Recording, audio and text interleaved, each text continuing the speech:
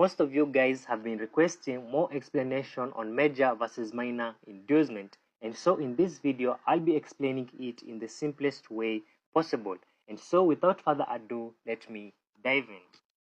So starting with inducement in general, what is inducement?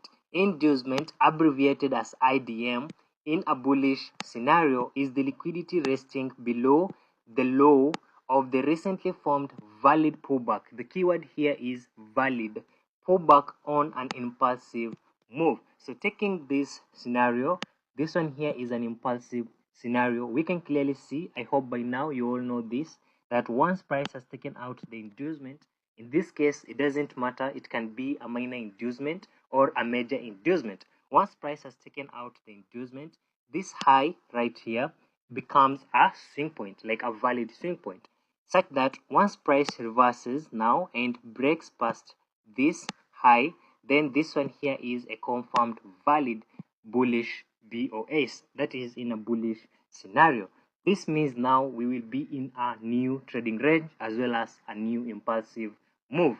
So right here we can clearly see the definition. We say that it's the liquidity resting below the low of the recently formed valid pullback on an impulsive move, and we have just identified our impulsive move, and we know it starts from here and currently ending right there. So right there, which is now the recently formed valid pullback, we can clearly see that the recently formed valid pullback is that one, and now the low of that pullback is this one here. And so the liquidity resting below that low, which we call sell side liquidity, now that's what we call the inducement right here. So that's the inducement, the liquidity resting below that low, that's what we call the inducement, and that is in the bullish scenario. So now the real question is that a major inducement or a minor inducement? Stick with me because I'll be explaining that later in this video.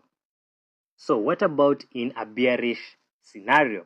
Alright, in a bearish scenario, it's literally the opposite of what I have discussed in a bullish scenario. Right here, in a bearish scenario, inducement, abbreviated as IDM, is now the liquidity resting above.